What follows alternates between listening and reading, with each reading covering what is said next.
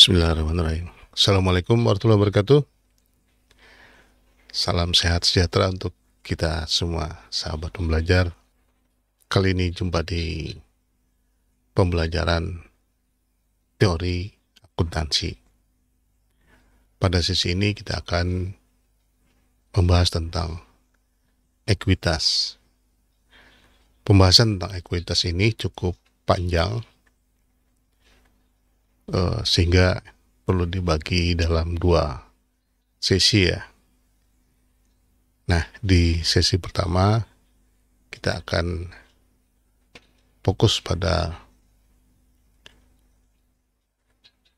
dasar teori mengenai ekuitas itu sendiri, kemudian nanti dilanjutkan di sesi keduanya terkait dengan perkembangan dari teori ekuitas. Kita mulai dengan sesi pertama ini.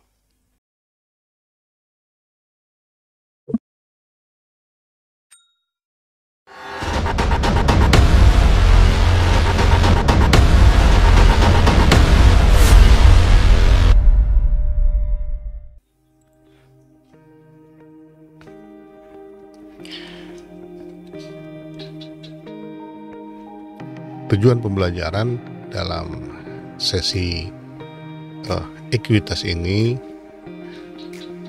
tujuannya adalah satu kesatuan ya dengan sesi berikutnya nanti. Pertama adalah menjelaskan pengertian ekuitas secara formal dan semantik, kemudian membedakan makna kewajiban dan ekuitas, menyebutkan komponen-komponen ekuitas dan sumber perubahannya. Diharapkan peserta kuliah ini mampu membedakan antara modal setoran dan modal bentukan atau operasi, menyajikan komponen-komponen ekuitas dalam statement keuangan dan konsep-konsep yang mendasarinya, dan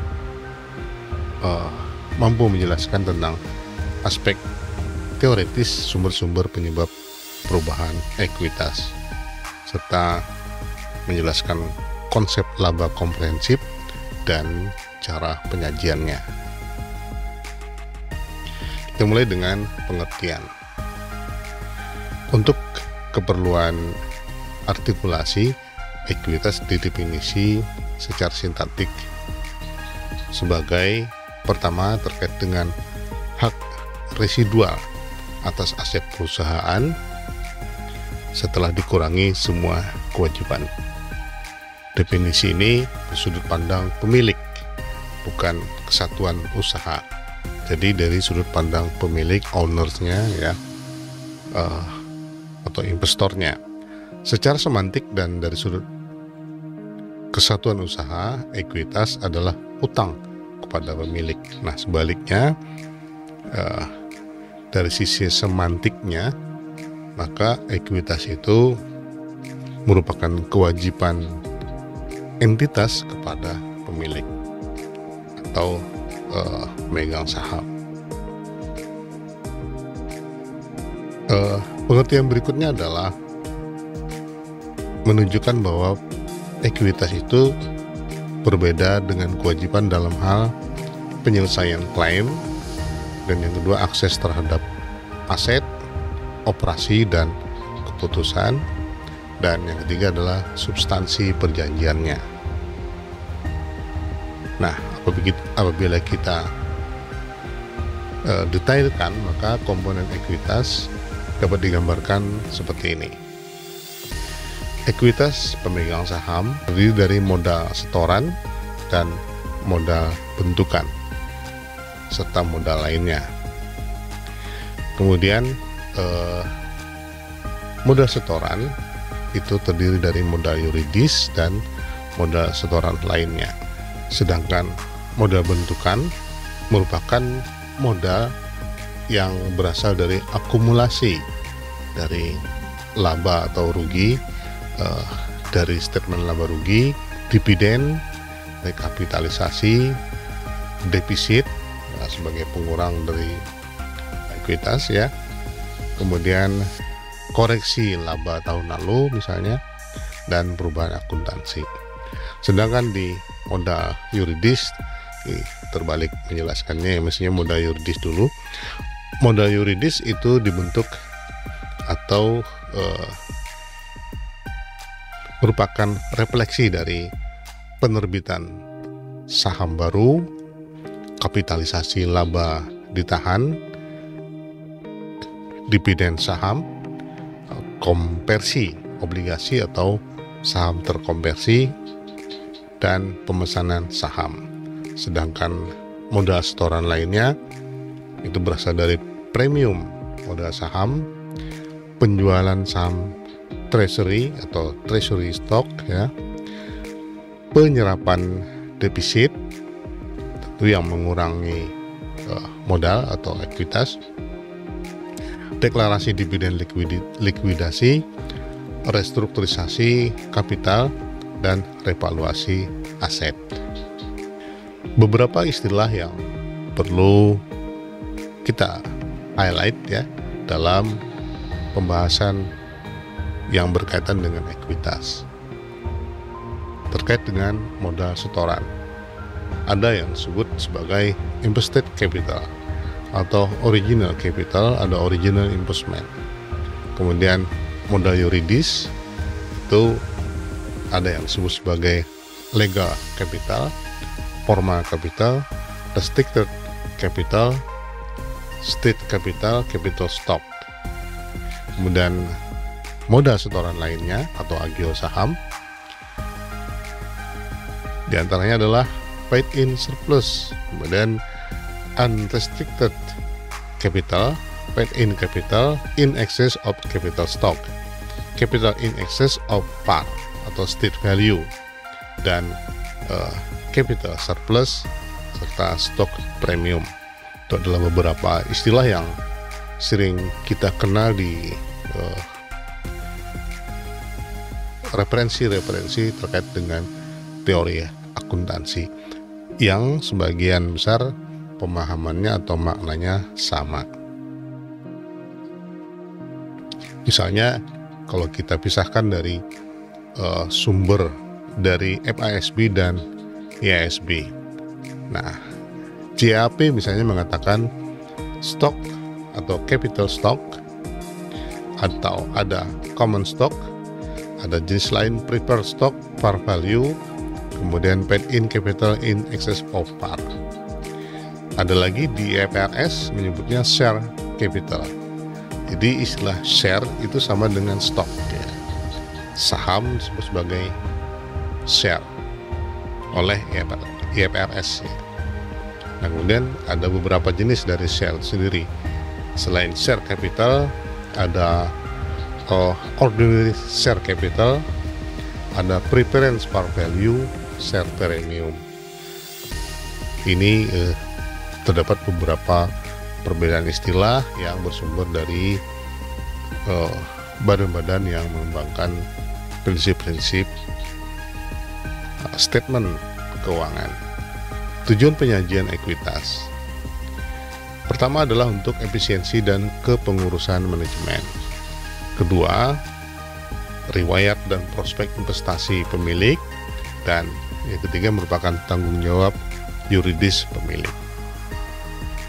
Untuk mencapainya harus tersedia informasi sumber ekuitas, pembatasan pembagian dividen dan likuidasi, dan yang ketiga perlindungan dan urutan penyerapan rugi. Nah, modal setoran dibedakan dengan laba ditahan. Pertama, untuk mencapai tujuan penyajian, yang kedua berbeda sumbernya, yang ketiga berbeda kandungan informasinya, yaitu dana dasar versus daya melaba. Maksudnya adalah kemampuan perolehan laba. Kemudian yang keempat, penyebab perubahan perbedaan esensinya. Ini antara pendanaan versus produktif. Yang kelima adalah transaksi modal versus operasi. Modal pemegang saham lain-lain. Selain modal setoran dan laba ditahan, ada jumlah rupiah apresiasi atau revaluasi aset bisnis. Yang kedua adalah donasi dari non-pemegang saham. Yang ketiga, hak minoritas dalam statement konsolidasian serta sumber-sumber lainnya.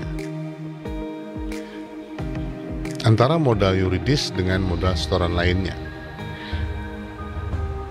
Modal setoran dipisahkan menjadi modal yuridis dan modal setoran lain atau agio saham atau premium saham untuk menunjukkan jumlah minimal yang harus disetor dan dipertahankan untuk menunjukkan perlindungan bagi pihak non pemegang saham, khususnya kreditor.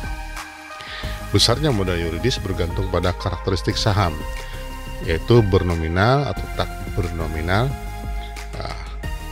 bernilai nyataan, ya, nilai real, kemudian tak bernominal atau tak bernilai nyataan.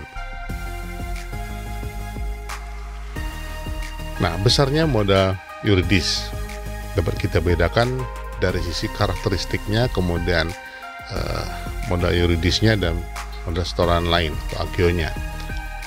Dari sisi karakteristik saham yang bernominal,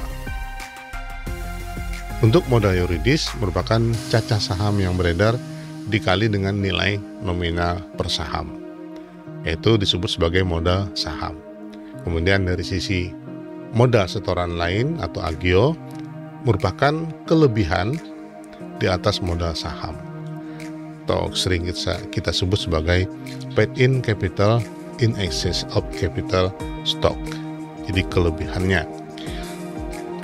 Dalam karakteristik, dari sisi karakteristik saham, karakteristik saham yang tak bernominal atau bernilai nyataan dari sisi modal yuridis merupakan cacah saham beredar dikalikan dengan nilai nyataan per saham atau disebut sebagai nilai nyataan. Sedangkan untuk modal setoran lain merupakan kelebihan di atas nilai nyataan atau paid-in capital in excess of state capital. Dari karakteristik saham yang tak bernominal atau tak bernilai nyataan, modal yuridis merupakan seluruh penerimaan hasil penerbitan saham, sedangkan modal setoran lain atau agio tidak ada. Secara akuntansi modal yuridis tidak begitu bermakna karena seluruh penerimaan sebenarnya merupakan penyangga umum terhadap segala risiko.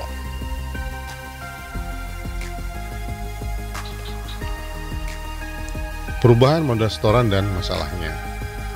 Pertama,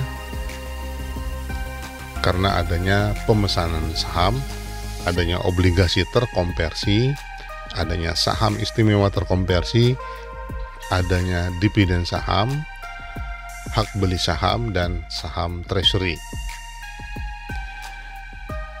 Pemesanan saham ini adalah merupakan jumlah rupiah pemesanan saham, yaitu cacah saham yang dipesan dikalikan dengan harga yang disepakati. Nah, ada masalahnya di dalam teori akuntansi terkait pemesanan saham ini, apakah jumlah tersebut dapat diakui sebagai modal setoran. Tuh. Nah, syaratnya adalah tidak dapat dibatalkan, dan yang kedua pelunasan tidak terlalu lama.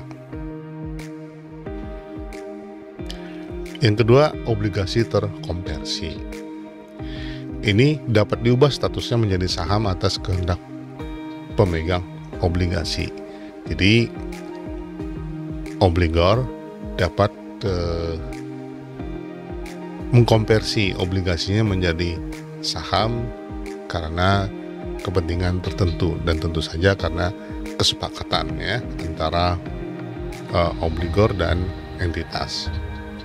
Nah, pada saat hak diambil, berapakah jumlah rupiah yang diakui sebagai modal setoran?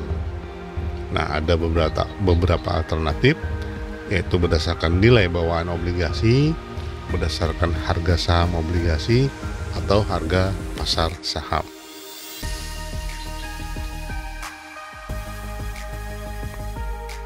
Yang ketiga, saham istimewa terkonversi. Nah, dapat diubah statusnya menjadi saham biasa atas kehendak pemegang saham istimewa. Nah, pada saat hak diambil, berapakah jumlah rupiah yang diakui sebagai modal setoran? Nah, ada alternatif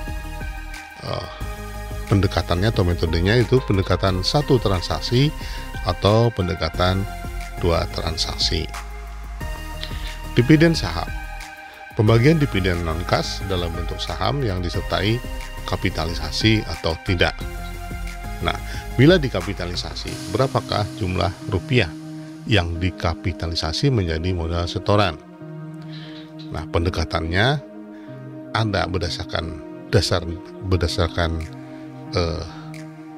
atas dasar nilai nominal, yang kedua atas dasar nilai pasar saham. Yang berikutnya adalah hak beli saham, yaitu hak untuk membeli saham bagi pemegang saham lama. Jadi hak membeli kembali saham yang sudah beredar oleh pemegang saham lama. Kalau harga beli saham lebih rendah dari saham setara yang beredar, apakah hak beli perlu dikapitalisasi? Apa bedanya dengan waran dan opsi saham? Nah, inilah yang akan kita diskusikan berikutnya.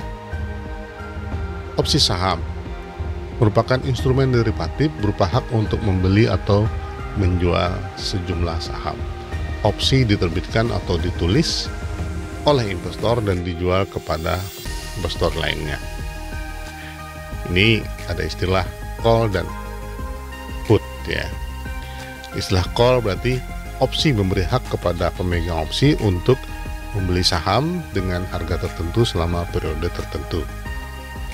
Orang membeli bila mengharapkan harga saham menaik. Sedangkan istilah put ya, opsi yang memberi hak kepada pemegang opsi untuk menjual saham dengan harga tertentu selama periode tertentu. Orang membeli opsi bila mengharapkan harga saham menurun. Jadi kalau berharap harga saham naik lalu disebut call, kemudian harapannya harga saham turun disebut dengan put ya. Nah, ini bagian pertama dari sesi pembahasan sesi ekuitas.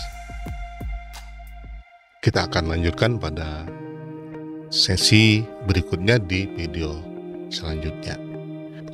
Selebihnya kita akan diskusikan di classroom. Semangat belajar, keep learning, doing and playing. Assalamualaikum warahmatullahi wabarakatuh.